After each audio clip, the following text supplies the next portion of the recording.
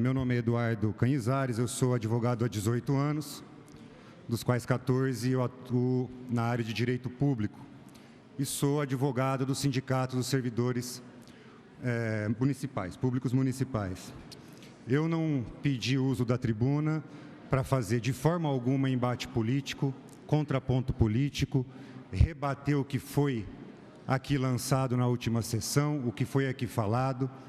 Eu vou me resumir apenas ao quê?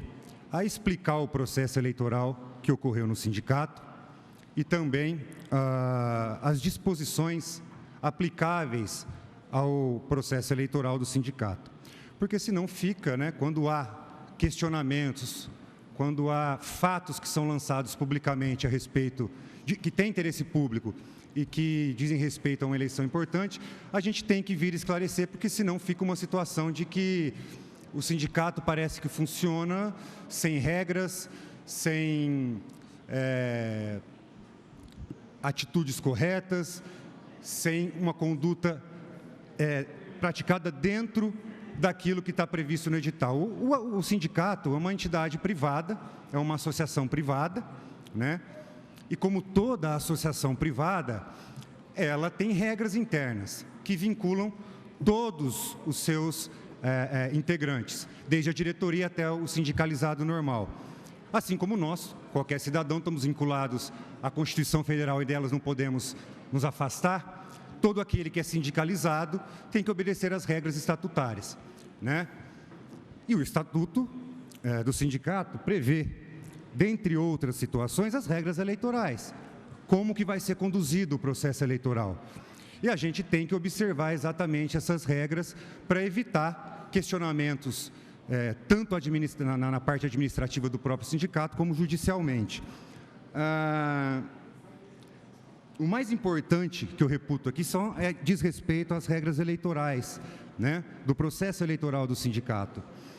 E eu já começo salientando que a formação do processo eleitoral, ela é apenas desencadeada pela diretoria. A diretoria não conduz, ela não se intromete no processo eleitoral. O estatuto prevê que, a partir do momento que se prevê as eleições, a direção vai e indica 3 pessoas para compor a comissão eleitoral. Além dessas 3 pessoas, cada chapa inscrita vai indicar um representante seu que também fará parte da comissão eleitoral.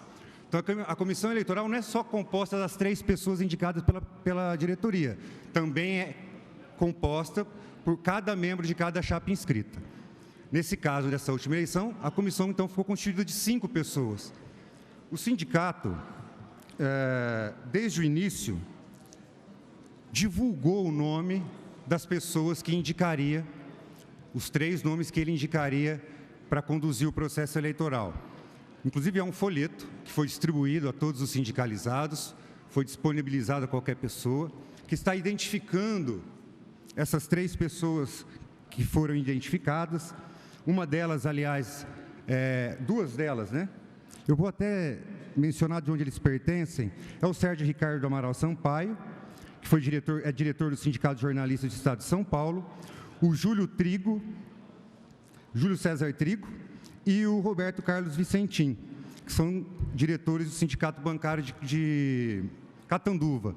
Portanto, eles não possuem nenhuma vinculação com a diretoria do sindicato. Inclusive, o presidente da comissão, que é o Roberto Carlos Vicentim, sequer possui filiação partidária, né? Então, reza o artigo 68 do Estatuto que a comissão eleitoral, com essa Constituição, é a responsável por conduzir o processo eleitoral e resolver tudo o que acontece à luz das disposições do Estatuto e, havendo omissão, é ela que decide. Através até, inclusive, com auxílio do departamento jurídico, mas sem interferência alguma da diretoria. Quando foram indicados esses membros, nenhuma das chapas protocolou qualquer requerimento arguindo algum caso de suspeição ou alguma situação que desabonasse a figura dessas pessoas que compuseram a comissão. Uma outra questão, pelo que eu ouvi aqui da semana passada, diz respeito ao sistema de votação. Foi me dirigido um requerimento para dar uma manifestação jurídica que a Chapa 2 havia solicitado a inserção de urnas eletrônicas, que a eleição ocorresse mediante sistema de votação eletrônico. O sindicato é uma entidade privada, o sindicato não tem condições de adquirir urnas eletrônicas e muito menos acionar a justiça eleitoral, porque a gente precisa de técnicos, a gente não sabe como funcionaria, né? Isso aí demandaria um tempo muito alto para a gente se organizar. E mais do que isso, a inserção de urnas eletrônicas não tem previsão editalícia. E a gente tem que seguir ao máximo o edital, justamente para evitar questionamento das chapas, né? Nesse sentido, se o sindicato fosse atender o pleito da Chapa 02, de instalar a urna eletrônica, a gente poderia estar ofendendo o regimento e ser objeto de questionamento da Chapa 1, justamente por não haver previsão nesse sentido e ter muito inconveniente, até sob o ponto de vista tecnológico, técnico, a gente não saber como transmitir, como é que no final da votação iria ser transmitido, para onde ia ser transmitido. Então ficou indeferido o requerimento da Chapa 2 nesse sentido, né? Uma outra questão importante que foi debatida, que foi aventada, não só aqui na Câmara, mas também fora, né, na cidade, em alguns lugares que a gente tomou conhecimento, é a respeito da situação da mesa coletora de votos, né? O edital prevê, no seu artigo 78, que a coleta de votos poderá ser acompanhada por fiscais designados pelas chapas devidamente registrados, escolhidos entre os sindicalizados, em número total máximo de 5. A Chapa 2 fez um requerimento antes da eleição solicitando que se fosse deferido 13 fiscais em todas as urnas. O problema é justamente esse. O atendimento desse pleito feriria o edital, que restringe ao número de 5. E a outra chapa, a Chapa 1, não pleiteou 13. Então, se a gente atende também esse requerimento, além de ofender o edital, a gente poderia sofrer um questionamento da Chapa 1, que não estava pretendendo ter 13 fiscais em todas as urnas, e ficaria com um número menor. E outra situação que eu reputo como a mais assim, que gerou maior discussão, foi a situação voltando à questão da mesa coletora, porque foi deferido que os fiscais, ambas as chapas, né? E essa solicitação ficou em desacordo com o estatuto, aí foi denegada. Aí teve uma outra questão a respeito do pernoite das urnas, né? Que houve acusação de que poderia ter havido fraude, urna sumido, etc, etc, etc. O estatuto do sindicato também já prevê situações como essa, né? E o artigo 82, parágrafo 2º, diz que quando a votação se fizer em mais de um dia, o coordenador da mesa, juntamente com os mesários e fiscais, procederá ao fechamento da urna com a posição de tiras de papel engomada, rubricadas pelos membros da mesa e pelos fiscais, fazendo lavar sua ata, pelos mesmos assinada com menção expressa do número de votos depositados. Na primeira eleição, que foi invalidada, eu vou depois comentar sobre isso, mas na primeira eleição, fiscais de ambas as chapas vistoriaram o lugar onde ia pernotar as urnas. Tanto fiscalizaram, analisaram, ajudaram a lacrar e rubricaram. Na segunda eleição, que foi válida, um dia antes, a gente tem registro de um fiscal da Chapa 2 que participou da análise, da visitação, olhou tudo, vistoriou o local, ajudou a lacrar, mas se negou a assinar uma ata. né? Então, a conduta do sindicato foi de quê? Seguir o edital novamente, e isso foi feito à risca.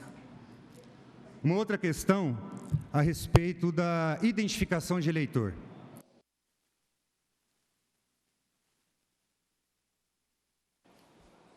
Por favor, pode liberar o tempo, mais 2 minutos para concluir, por favor? A identificação de eleitor é prevista no Estatuto. E a comissão eleitoral do sindicato orientou expressamente a todos os coordenadores, o pessoal que ia ficar na mesa, a colher a identificação de quem fosse votar.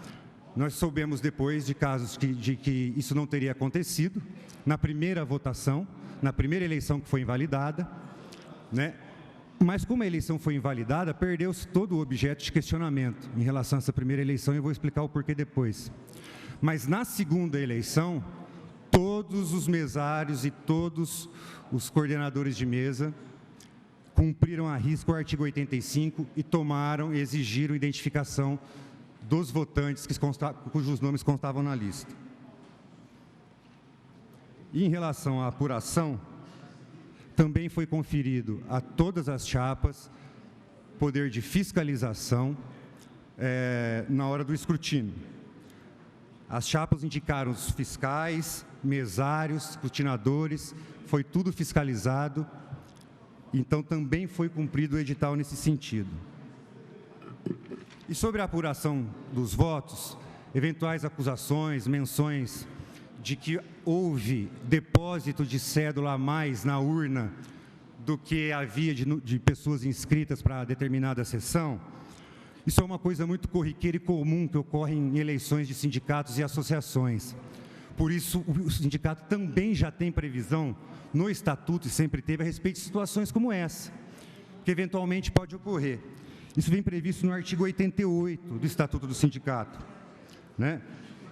Quando o total de cédulas for superior ao da respectiva lista de votantes, proceder-se-á à apuração, descontando-se dos votos atribuídos à chapa mais votada, o número de votos em excesso. Já estou encerrando. Por favor, não, pode...